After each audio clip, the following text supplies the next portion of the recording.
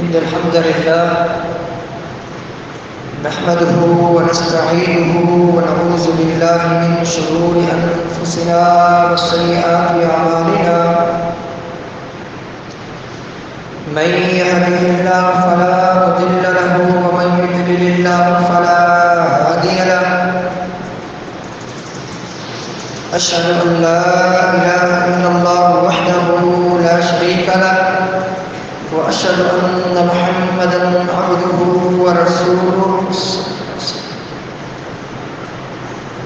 أما بعد فإن خير الحديث كتاب الله وخير الهدي هدي محمد صلى الله عليه وسلم وشر الأمور محدثاتها وكل محدثة بدعة وكل بدعة ضلالة وكل ضلالة في النار. اللهم صل على محمد وعلى آل محمد كما صليت على إبراهيم وعلى آل إبراهيم إنك حميد مجيد. اللهم بارك على محمد وعلى آل محمد كما باركت على إبراهيم وعلى آل إبراهيم إنك حميد مجيد. فأعوذ بالله من الشيطان الرجيم. بسم الله الرحمن الرحيم. يا أيها الناس اتقوا ربكم الذي خلقكم من نفس واحدة وخلق منها زوجها وبث منهما رجالا كثيرا ونساء واتقوا الله الذي تساءلون به والأرحام إن الله كان عليكم رقيبا. يا أيها الذين آمنوا اتقوا الله حق تقاته ولا تموتن إلا وأنتم مسلمون. يا أيها الذين آمنوا اتقوا الله وقولوا قولا سديدا يصلح لكم أعمالكم ويغفر لكم ذنوبكم ومن يطع الله ورسوله فقد فاز فوزا عظيما. قال الله تبارك وتعالى: فمن شهد منكم الشهر فليصمه. رب اشرح لي صدري ويسر لي أمري واحلل عقدة من لساني يفقهوا قولي. رب أعوذ بك من همزات الشياطين وأعوذ بك رب أن يحضرون. سبحانك لا علم لنا إلا ما علمتنا إنك أنت العليم الحكيم.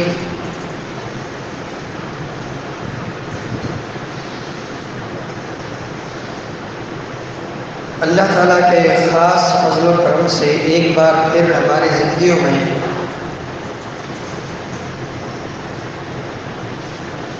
رمضان المبارک کا مہینہ آن پہنچا.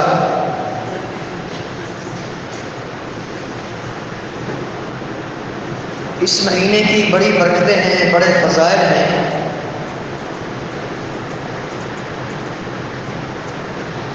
اسی بابرکت مہینے میں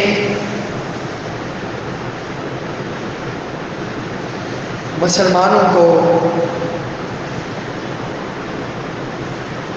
فتح نصیب ہوئی اور اللہ تعالیٰ کی مدد پہنچی.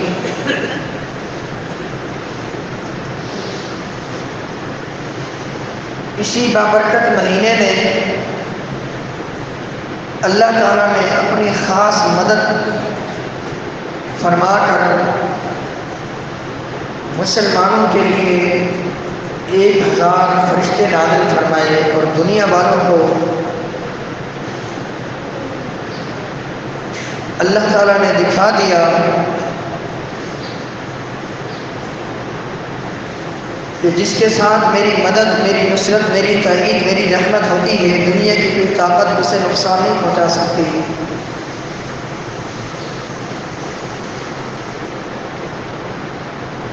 سب سے پہلا غزوہ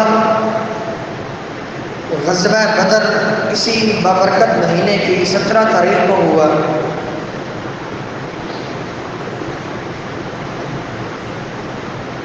جس میں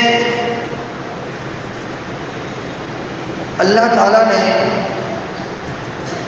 1000 کافروں کو شکست سے دوچار کیا اور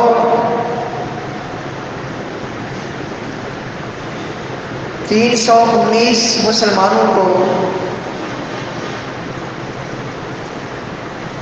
کامیابی دے کر قیامت تک کے لوگوں کے لیے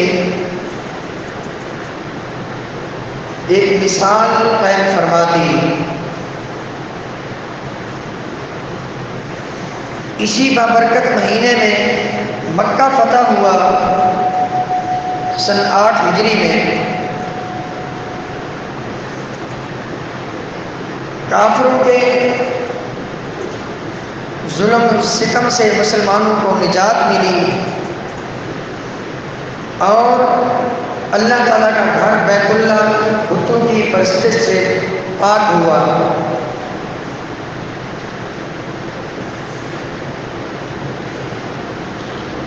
یہی وہ بابرکت مہینہ ہے کہ جس مہینے کی پہلی رات میں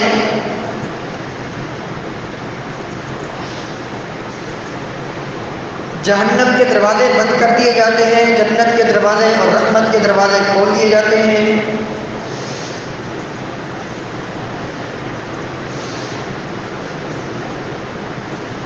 اور اعلان کرنے والا اعلان کرتا ہے کہ اے نیکی کے متلاشی اقبل آگے بڑھ، اور اے گناہ کی طرف جانے والے اقصر، اب گناہوں کو چھوڑ دے، اب طیب ہو جا۔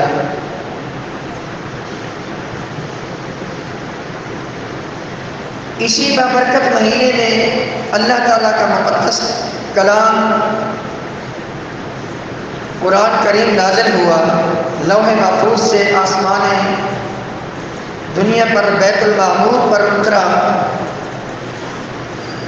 اور پھر وہیں سے 23 سال میں وقت کی مناسبت سے تھوڑا تھوڑا امام الانبیاء علیہ السلام کے ساتھ مطہرہ پر نازل ہوتا رہا۔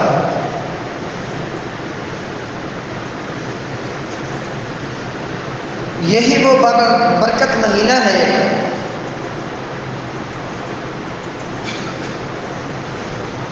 جس کے اللہ تعالیٰ نے تمام کے تمام دنیا کے مسلمانوں پر روزے فرض کر دیے۔ جو بھی مسلمان عاقل بالغ مکلف ہو اس پر روزے فرض کر دیے گئے۔ اور پھر اسی مہینے کے آخری عشرے میں ایک ایسی رات اللہ تعالیٰ نے اہل ایمان کو عطا فرمائی کہ خیر من الف شہر، جو 1000 مہینوں کی عبادت سے بہتر ہے۔ کم و بیش 83 سال بنتے ہیں۔ اگر ایک مسلمان کو زندگی میں ایک بار یہ رات نصیب ہو گئی تو گویا کہ اس کی اس رات کی عبادت 83 سال کی عبادت سے بہتر ہے۔ کتنا بہتر ہے اللہ ہی جانتا ہے۔ یہ نہیں فرمایا گیا کہ جو اس رات کی عبادت کرے گا اس کی عبادت 1000 مہینوں کی عبادت کے برابر ہے، بلکہ یہ فرمایا کہ خیر من الف شہر، 1000 مہینوں کی عبادت سے بہتر ہے۔ کتنا بہتر ہے اللہ جانتا ہے۔ تو اس ماہ مقدس، ماہ مطہر میں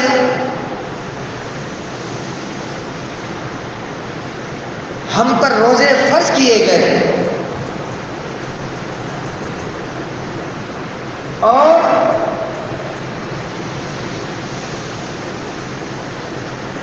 اس عمل کی بڑی فضیلت ہے۔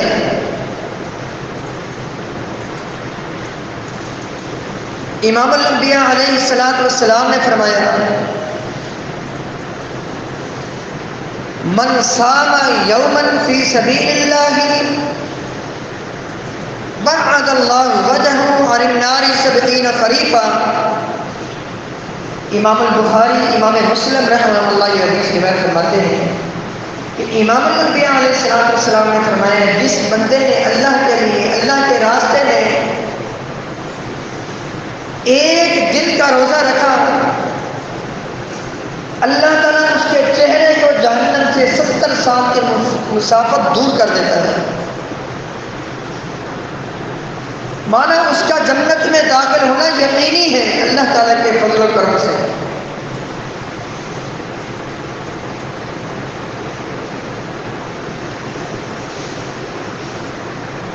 روزوں کی اہمیت کے تعلق سے امام الانبیاء علیہ السلام کی یہ حدیث ہمیشہ ہمارے سامنے رہے کہ آپ علیہ السلام نے فرمایا کہ 3 قسم کے لوگ اللہ تعالیٰ کی رحمت سے دور ہیں، اور یہ بات یہ نشین رہے کہ جب تک اللہ تعالیٰ کی رحمت نہیں ہوگی جہنم سے نجات نہیں ہے۔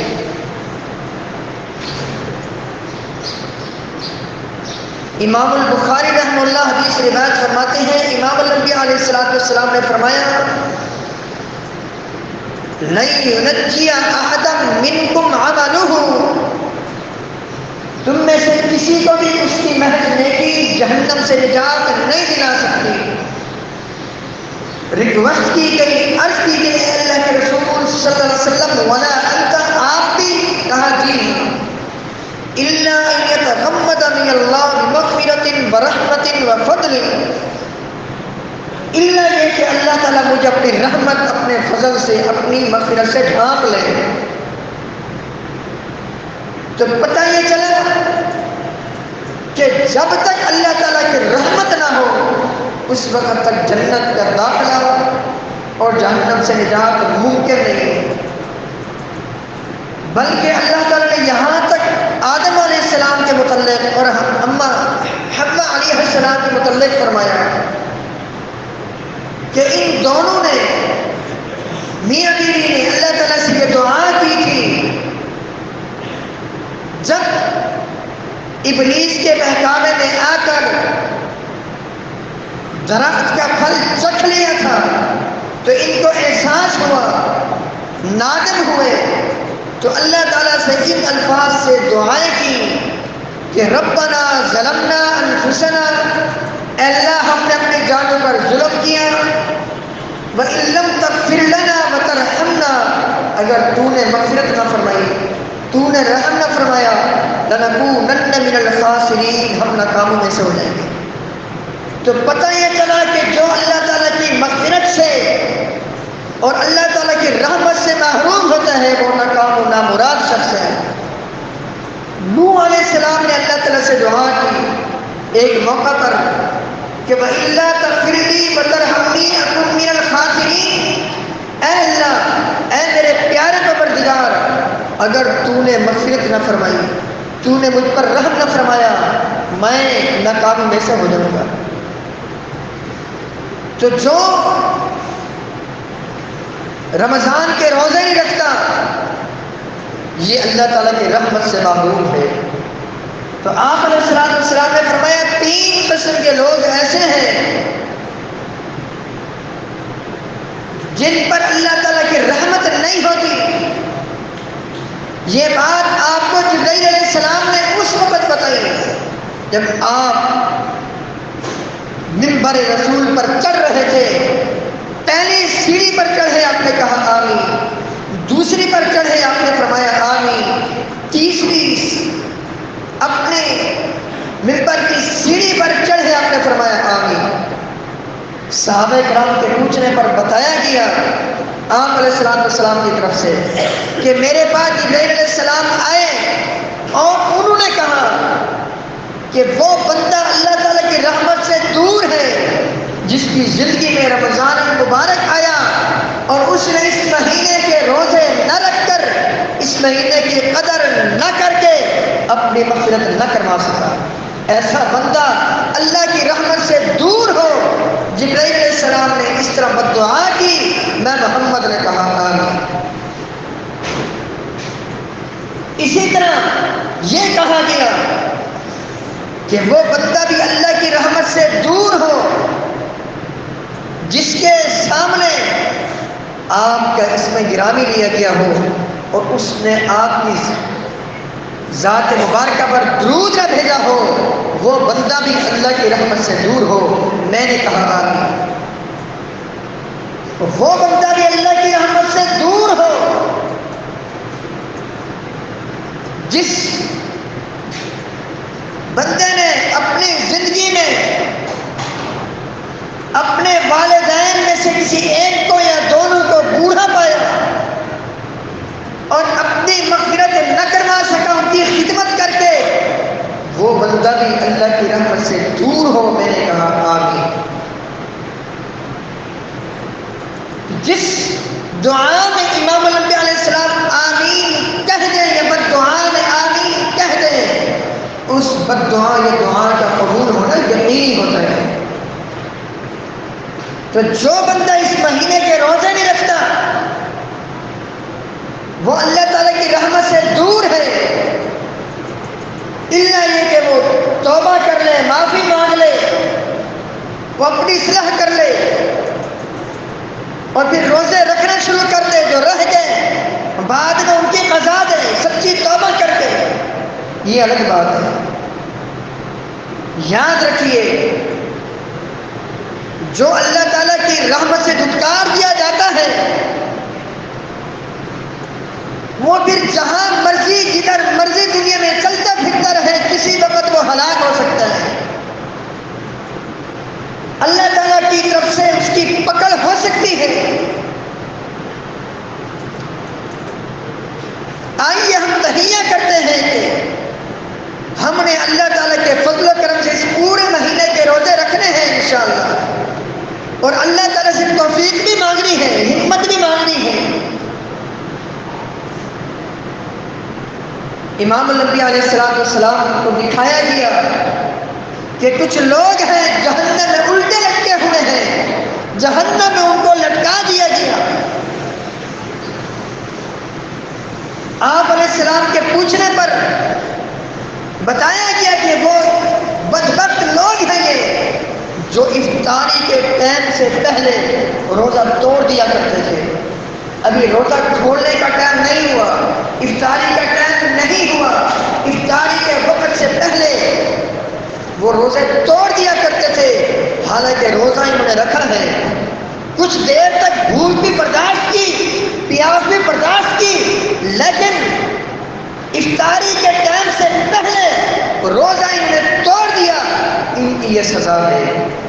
علامہ ابن القیم رحمہ اللہ فرماتے ہیں جو روزے رکھتے ہی نہیں ہیں، سرے سے جو روزے رکھتے ہی نہیں ہیں، ان کی کیا سزا ہو؟ یہ تو ان لوگوں کی سزا ہے جو روزے توڑ دیتے ہیں افطاری کے وقت سے پہلے۔ امام الانبیاء علیہ السلام کے پاس ایک شخص آیا، ابو امامہ باہلی رضی اللہ تعالی عنہ،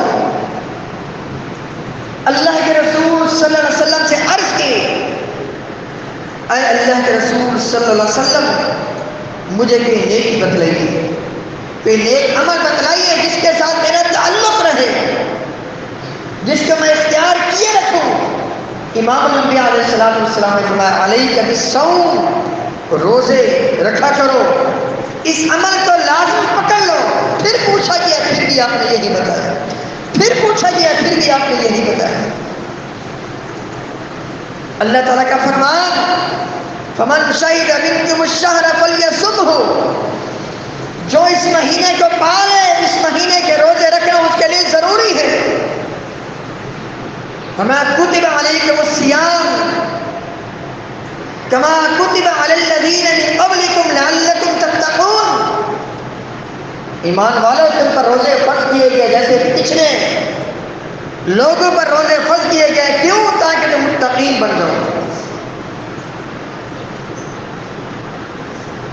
ایک شخص آیا امام الانبیاء علیہ السلام کی مجلس میں، دیہاتی ہے، اعرابی ہے،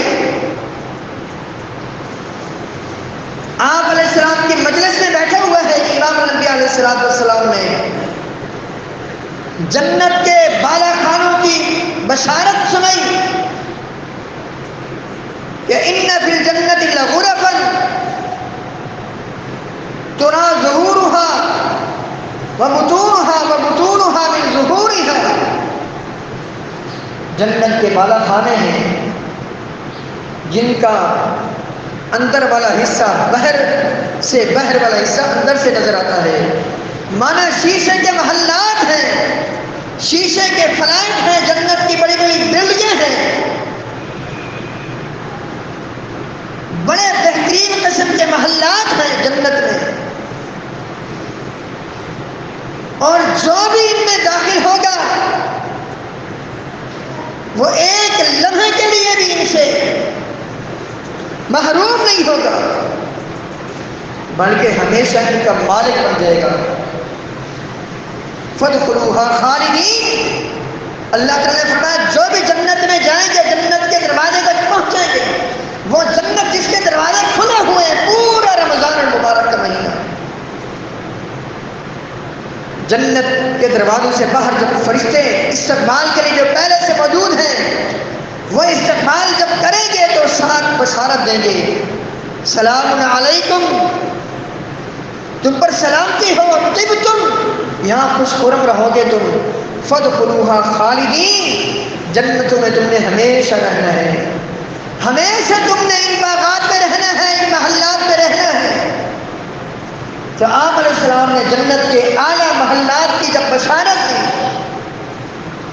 تو استحاضی نے پوچھا لمن ہی یا رسول اللہ صلی اللہ علیہ وسلم، اے اللہ کے رسول صلی اللہ علیہ وسلم، یہ جنت کے بالا خانے، یہ جنت کے محلات، یہ جنت کی بلڈنگیں کن خوش نصیب مسلمانوں کے لیے ہیں؟ آپ نے فرمایا لمن اطاب الکلام، جس نے اپنی گفتگو کو اچھا بنا لیا، واطعم الطعام، اور غربا مساکین کو کھانا کھلایا، وادام الصیام، مسلسل روزے سے اس کی زندگی گزری، نفلی روزے رکھے، فرائض کا اعلی اہتمام کیا اس نے، وصلی باللیل والناس نیام، تہجد کا اہتمام کرتا رہا، جب رات کو لوگ سو رہے ہوتے یہ تہجد پڑھتا، یہ رات کے قیام کا اہتمام کرتا. جو بھی ان 3 نیکیوں کے ساتھ دنیا سے گیا، 4 نیکی کے ساتھ دنیا سے گیا، روزے رکھے، غربا کو کھانا کھلایا، گفتگو اچھی کر لی، تہجد کا اہتمام کیا، فرمایا جو یہ 4 نیکیاں کر کے دنیا سے جائے گا یہ محلات ان کو اللہ تعالیٰ عطا فرمائے گا. یہ پورا واقعہ امام ترمذی رحمہ اللہ اپنی جامع میں روایت فرماتے ہیں. اسی طرح امام مسلم رحمہ اللہ ایک واقعہ روایت فرماتے ہیں اپنی کتاب صحیح مسلم میں کہ امام الانبیاء علیہ السلام نے فرمایا، پوچھا ایک دن من اطعم منکم اليوم مسکینا، آج کے دن تم میں سے مسکین، غریب، فقیر کو کھانا کس نے کھلایا ہے؟ سیدنا ابوبکر صدیق رضی اللہ تعالیٰ عنہ نے کہا یہ کام اللہ تعالیٰ نے مجھے کرنے کی توفیق دی. آپ نے پھر پوچھا من اصبح منکم اليوم صائما، آج کے دن روزہ کس نے رکھا ہے؟ ابوبکر صدیق رضی اللہ تعالیٰ عنہ نے عرض کی اے اللہ کے رسول صلی اللہ علیہ وسلم، روزہ رکھنے کی بھی اللہ تعالیٰ نے مجھے توفیق دی. آپ علیہ السلام نے پھر پوچھا من عاد منکم اليوم مریضا، آج کے دن مریض کی عیادت کون کر کے آیا ہے؟ مریض کی عیادت، تیمارداری کون کر کے آیا ہے؟ ابوبکر صدیق رضی اللہ تعالیٰ عنہ نے ریکویسٹ کی اے اللہ کے رسول صلی اللہ علیہ وسلم، یہ کام کرنے کی بھی اللہ تعالیٰ نے مجھے ہی توفیق دی. آپ علیہ السلام نے پھر پوچھا من تبع منکم اليوم جنازۃ مسلم، آج کے دن مسلمان بھائی کا نماز جنازہ کون پڑھ کے آیا ہے؟ ابوبکر صدیق رضی اللہ تعالیٰ عنہ نے ریکویسٹ کی، اے اللہ کے رسول صلی اللہ علیہ وسلم، یہ کام بھی اللہ تعالیٰ نے مجھے کرنے کی توفیق عطا فرمائی۔ آپ علیہ السلام پوچھتے گئے، ابو بکر صدیق رضی اللہ تعالیٰ عنہ بتلاتے گئے، آخر میں آپ علیہ السلام نے فرمایا مجتمعنا فی امرئ الا دخل الجنہ، جس بندے میں یہ 4 نیکیاں جمع ہو جائیں اس کا جنت میں داخل ہونا یقینی ہے، اس کا جنت میں داخل ہونا یقینی ہے۔ روزے کے ساتھ ساتھ دیگر نیکیوں کے کرنے کی کوشش بھی کریں، اللہ تعالیٰ سے توفیق بھی مانگیں۔ رات کا قیام ہے، قرآن پاک کی تلاوت ہے، ذکر و اذکار ہے، استغفار ہے، توبہ ہے، صدقات و خیرات ہیں، اپنی زبان کی حفاظت ہے، کلی طور پر گناہوں سے، خاص کر شرک اور بدعت سے بچنا ہے۔ یہ ہے جنت کا راستہ۔ یاد رکھیے، ہر نیکی انسان کو جنت کی راہ دکھاتی ہے۔ آپ علیہ السلام کی صحیح بخاری کی حدیث، آپ علیہ السلام نے فرمایا ان البر یہدی الی الجنہ، لوگوں سن لو، نیکی انسان کو جنت کی راہ دکھاتی ہے۔ گناہوں سے کلی طور پر بچیے، یہی روزے کا مقصد ہے، درس ہے، سبب ہے، لعلکم تتقون۔ گناہوں سے کلی طور پر بچیے، خاص کر رمضان المبارک کے مہینے میں، عام طور پر سال کے باقی 11 مہینوں میں، کیونکہ یاد رکھیے گناہ انسان کو جہنم کی راہ دکھاتا ہے۔ امام الانبیاء علیہ السلام کی صحیح بخاری کی حدیث، آپ علیہ السلام نے فرمایا وَإِنَّ الْفُجُورَ يَهْدِي إِلَى النَّارِ، گناہ انسان کو جہنم کا راستہ دکھاتا ہے۔ اور اگر گناہ کی حالت میں بندہ دنیا سے جائے گا، یاد رکھیے بندے کی موت کفر پر ہوگی، اسلام پر اور ایمان پر نہیں ہوگی۔ صحیح بخاری صحیح مسلم کی حدیث، امام الانبیاء علیہ السلام نے فرمایا لا یزنی الزانی حین یزنی وہو مؤمن، جب کوئی بدکاری کرنے والا بدکاری کرتا ہے، بدکاری کرتے وقت اس کے دل سے ایمان نکل جاتا ہے، ایمان اس کے دل میں نہیں۔ ولا یسرق السارق حین یسرق وہو مؤمن، جب چوری کرنے والا، ڈاکہ زنی کرنے والا، اسی طرح شراب پینے والا، دیگر گناہ کرنے والا، جس وقت وہ یہ گناہ کر رہا ہوتا ہے، گناہ کرتے وقت اس کے دل سے ایمان نکل جاتا ہے، اللہ نہ کرے اسی وقت اگر موت آ گئی تو ایمان تو دل میں ہے نہیں، جب ایمان نہیں ہے، ایمان کے برعکس کفر ہے، تو اللہ نہ کرے اس وقت اگر بندے کی موت آ گئی تو بندے کی موت کفر کی موت ہوگی، کیونکہ گناہ کرتے وقت ایمان نہیں رہتا، ایمان ختم ہو جاتا ہے، دل سے نکل جاتا ہے۔ تو کلی طور پر گناہوں سے بچیے، ہر گناہ انسان کو جہنم کا راستہ دکھاتا ہے، اور پوری زندگی نیکیوں کے ساتھ گزاریے، کیونکہ ہر نیکی انسان کو جنت کا راستہ دکھاتی ہے۔ روزے کی بڑی فضیلتیں بیان کی گئیں امام الانبیاء علیہ السلام کی طرف سے۔